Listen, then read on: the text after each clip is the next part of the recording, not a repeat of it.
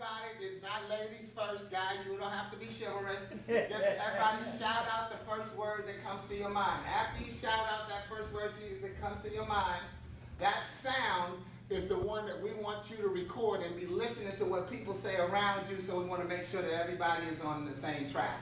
Or we might find out that they're not. So let's do a practice round. I'll just say a word and give you a chance to shout out. So if I said green, you'd say tomatoes. Okay, you've played this before. All right, here we go. Okay, first word, right. Left.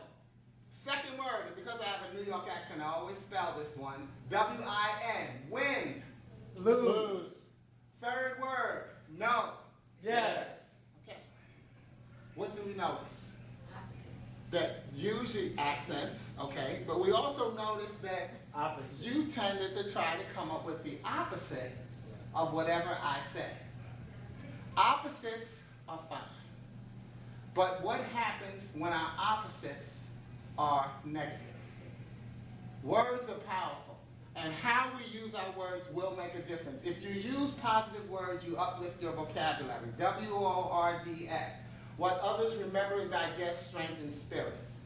You look good. I'm so proud of you. I'm glad you came. God bless you. I hope things go well for you. Positive output, positive input, because words go into the spirit, positive results. But when you use negative words, W-O-R-D-S becomes what others remember destroys spirits. You look so stupid. Who told you you look good in that outfit? I can't stand you. I'm so ashamed of you. I wish you were never born. Negative output, negative input, negative results. What are your words doing? Are they uplifting people or are they knocking them down? If you change your vocabulary, you'll change your life. So, as I said those words, I want us to go back over them and think about what you said. When I said right, how many people said wrong? Which is, you know, like in the game show, number one answer is, you know, wrong is usually number one answer. But what else do we have? Left. Left. What else? Letter. Letter. Okay, so right, wrong, left, letter. But we all heard the same word. How come we got three different responses? Because in communication, it's what we hear based on what our life is about, and that's what we feed back. So what you have to do, those of you who are Toastmasters, how many of you are Toastmasters and you said wrong? Okay, so you can slap yourself on the wrist, because because what do we know as Toastmasters? And that is that 55% of our communication is how we look, 38% how we sound, just 7% what we say. So if we would go to the videotape, we'd see that I said right, and my actions moved like this. So you got caught up on the word instead of right, and the opposite of right is left. You don't have a right and a wrong side. You have a right and a left side. Left, L-E-F-T, let's encourage free thinking. Let's recognize that there's always a right way for each person depending on what they're going through in their life. Your experience determines your outcome. Everything that you've done in your life so far has been right, and everything that you will do will be right because it's right for you based on the decisions that you make in life. Wrong is somebody else's opinion of something that you did that did benefit them. So what we have to do is focus on ourselves and recognize that things for us are right. See, I don't do regret. Everything that I've lived in my life was part of what I had to do to get where I am. We want to have the testimony without the test. You have to go through something. And what you go through is what's right for you at that time of your life. Embrace it, forget about it, move on. But recognize that we have to stop, especially giving our kids the choice between right and wrong, black and white. We have to live in the gray.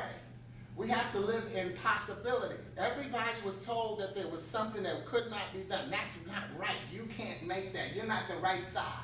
You're not the right age. You're not the right color. You're not the right education. You don't have enough background. Your neighborhood where you came from, you're not the right person. And then somebody gave up.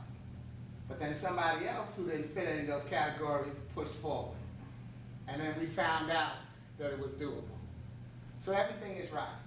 If you just give people the opportunity to make their own decisions. Encourage them to be creative. And children are they really need to have that encouragement, and they're very impressionable. We know children mock and mirror adults. If you're the adult that they mock and mirror, then you shouldn't have a problem with it. And when we hear somebody say, these damn kids of the day are related to the damn kids of yesterday. So what's the problem? Let's find ways to make sure that we encourage our kids to keep moving forward and giving them the opportunity. By the way, excuse me, we're going to try to give you this in 30 minutes, but it's usually an hour or 90-minute session. So I am going to talk fast and lose my breath every now and then and spit on the people in the front row. So I just want you to be ready for that. Thank you very much. Because you know, vodka is important. But when you're doing this thing. So the opposite of right is Left. When I say win, most people say lose. What else do we have besides lose? That's it? Everybody said lose? No, I said one of those things that turns for wind power. Oh, because you were hooked on phonics, so you thought win. Okay, all right. Even though I spelled it, I said win, W-I-N, but you, oh, win. And that's important because the thing is, sometimes we get clogged up, because you were drinking the Chardonnay, right? That's what you had, you know, such as life. But just because you don't win, does that mean that you lose? No. The Olympics has gold, silver, bronze. Is everybody else a loser? No. No. See, they're still champions of themselves, and more importantly, they're champions of the country, but more importantly, they're champions of themselves, because winning is personal. W-I-N, what I need. Each one of us has a personal win that makes us a valuable member of every team. When the Bulls had a dynasty, a win for Dennis Rodman was not how many points he scored, it was how much? It was what? How many rebounds he got. For Michael Jordan, it wasn't the rebounds, it was the points. Then he took it to another level. How many he stopped his opponent from scoring, how many assists he got, how many steals he got.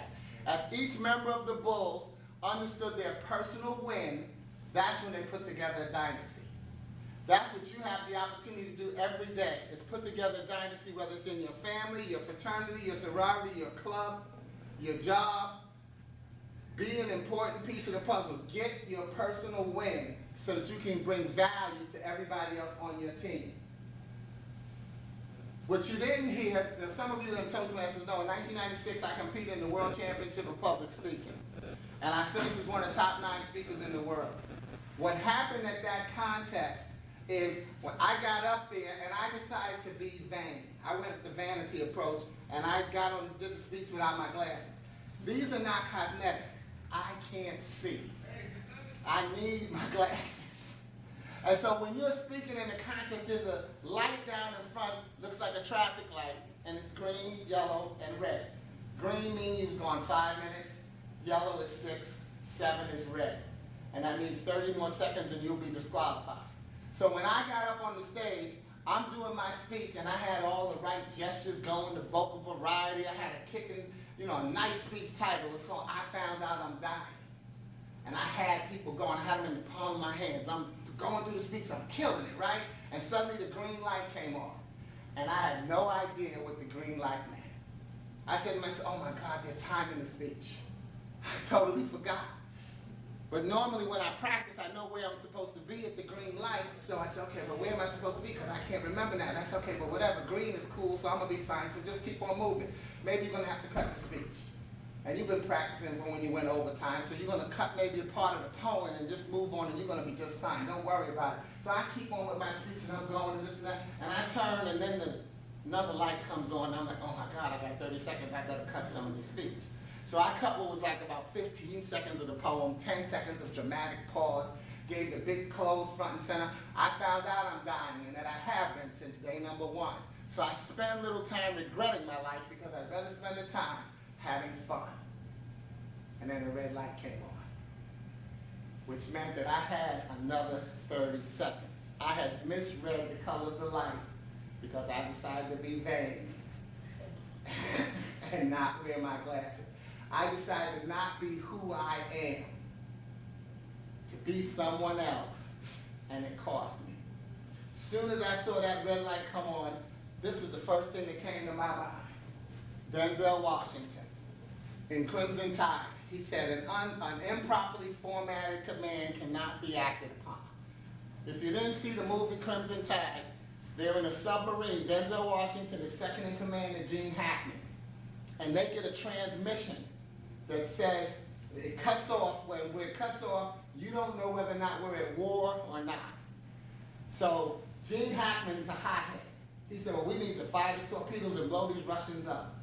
We're at war. And then Denzel Washington, the reason I get confused so much because Denzel is usually playing me in movies. And so sometimes I just, oh no? What? Oh no? Airplane. No? You don't see Denzel? But Denzel says, no, we can't fire the torpedoes. We're not at war. If we fire those torpedoes, innocent people will die. We did not get a proper order to fire. An improperly formatted command cannot be acted upon. Have you ever had that in your family life, a miscommunication with your spouse or your significant other or your kids? Have you had that happen in your job? A misunderstanding about whose responsibility it is to do something, the memo didn't come out clear, you didn't get the email? An improperly formatted command cannot be acted upon. So this came to my mind because immediately I recognized it the same way Denzel didn't get the proper command to fire the torpedoes. I had not delivered my whole message because I had cut that 25 seconds. And since I didn't deliver my whole message, I knew that I wasn't going to win the speech contest. But everybody else thought I would. So 3 types of people came up to me after the speech contest. The first type of person that came up to me was that person that said, oh man, you were the best. You were so good. I don't know what the judges were looking at. Now, I don't tell people that they're wrong. So I said, right. The next type of person that came up to me was the person that said, oh man, you were doing, you should at least been in the top